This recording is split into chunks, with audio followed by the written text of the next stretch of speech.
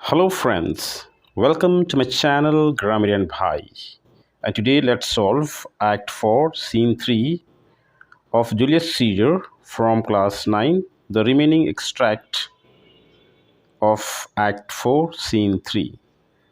So here we will discuss from the extract number 4. So you go through by the extract number 4. Let me directly begin from the questions and answers. So the first one, in what state is Cassius? Why is his heart richer than gold? So the answer could be Cassius is in a state of emotional turmoil. He is feeling deeply hurt and betrayed by Brutus's accusation. His heart is richer than gold because he gives high value to their friendship. It shows that he is loyal, sincere to Brutus and their cause. Second question, who is Pluto? Why is Cassius' heart compared to Pluto's mind?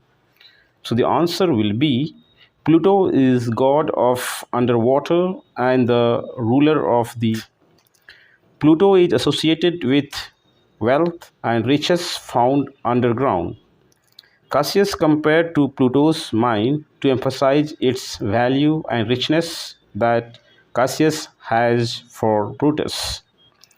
Number 3, when did Cassius deny gold to Brutus?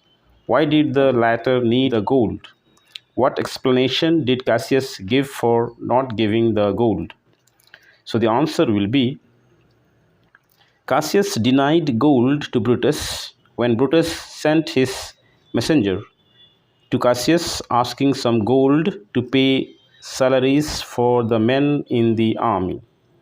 Cassius gave explanation that the messenger who took his answer back had misinterpreted to it. Number 4, what reply does Brutus give to Cassius after this extract? So the answer will be Brutus replies that Cassius' anger will not affect their relationship, emphasizing that their friendship and unity are more important. He calms the situation by forgiving Cassius and reaffirming their shared commitment to their cause. Number 5, what is the dramatic importance of this dialogue? In what way does it influence the subsequent course of action in the play? So the answer will be this dialogue has a sobering influence on Brutus. Brutus tries to pacify and makes up with Cassius. Cassius wanted to meet the enemies at Sardis, whereas Brutus at Philippi. However, Cassius does not want to upset Brutus by going against his decision in the play.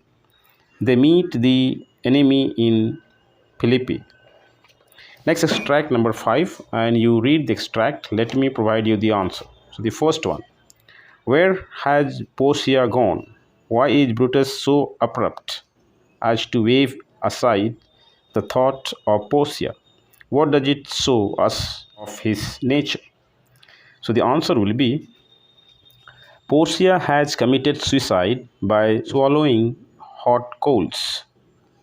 Because Brutus is under inner pressure and needs to stay focused on the impending battle against Antony and Octavius. This shows about his nature, the sense of duty and emotional restraint. Next, number 2, who is Messala? What is the self-same tenor of which Messala speaks? So the answer will be Messala is servant of Brutus.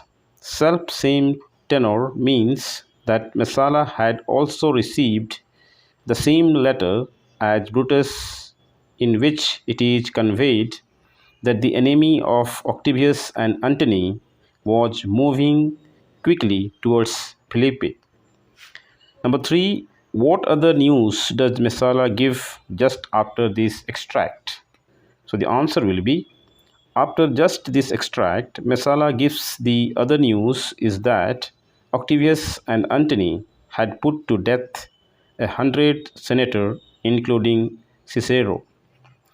Number 4, what does Brutus come to know from the letters he received about Octavius and Antony? Where does Brutus plan to meet the enemy? So the answer will be, from the letters, Brutus comes to know that the army of Antony and Octavius is advancing towards Philippi, killing 100 senators, including Cicero. Brutus plans to meet the enemy in Philippi. Number 5. How strong had Octavius and Antony made themselves? What was the fate of Cicero? So the answer will be, Octavius and Antony had made themselves very strong. They were so strong that they had executed 100 senators. Cicero had been executed by them. Number 6, and the first question of extract 6 is, to whom is Brutus giving the arguments in the extract? What is meant by our legions are brimful, our cause is rife? So the answer will be, Brutus is giving the argument to Cassius. It means that the armies of Brutus and Cassius were at the peak of their strength, and therefore it was the right time to attack the advancing enemy of Antony and Octavius. Second, give two arguments of Brutus to indicate that his military strength is in an advantageous position. So the answer will be, the two arguments of Brutus are, first, people of Sardis and Philippi are on the side of Brutus and Cassius. Second, the allies of Brutus and Cassius are ready to provide all the help to them, and also their armies' morale are very high. Number 3, Brutus says the enemy increased every day. State how it increases every day. So the answer will be, Antony and Octavius get the support of people every day who did not support earlier. The sympathy for Brutus by the people slowly declined. Next, number 4, there is a tide in the affairs of men. What comparison is made between the voyage of life and the voyage on sea?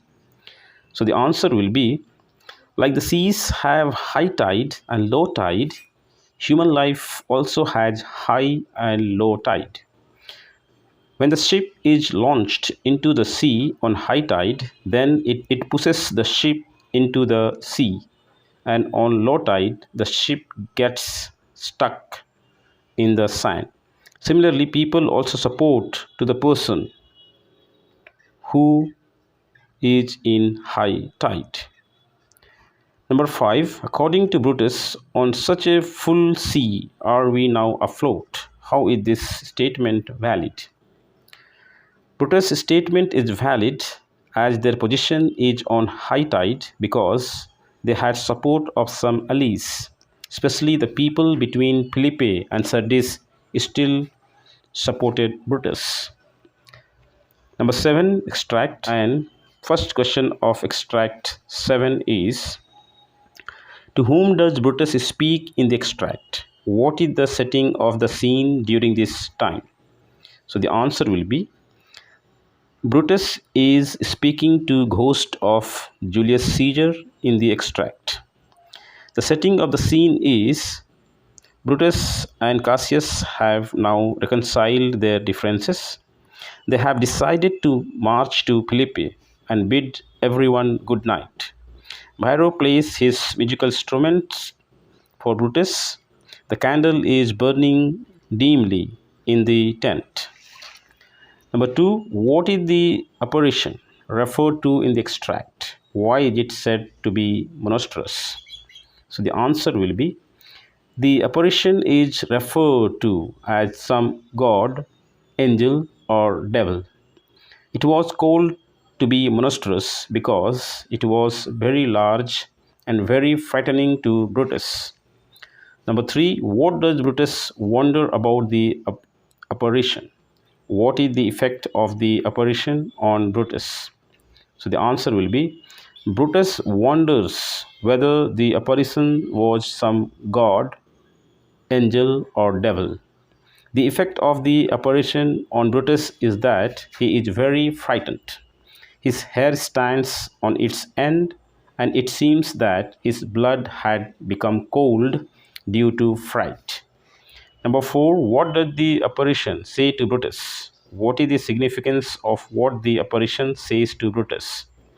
So the answer will be the apparition says to Brutus that Brutus was evil. The apparition also tells him that he will see the apparition again in Philippi.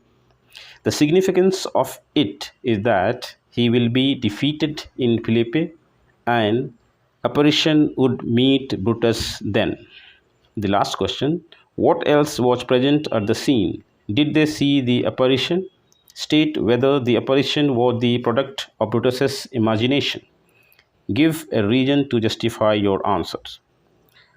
So the answer will be Lusicus, Varro, and Claudius were present at the scene. No, they did not see the apparition because it was the product of Brutus's imagination. Brutus had not slept well for many days, so he sees things that do not exist, which others do not see who were at present in the tent. Brutus was feeling guilty by killing Caesar by using wrong means. Hence, feelings of guilty led him to see the apparition which came from his imagination. And if you think the video is helpful to you, please subscribe the channel and like the video.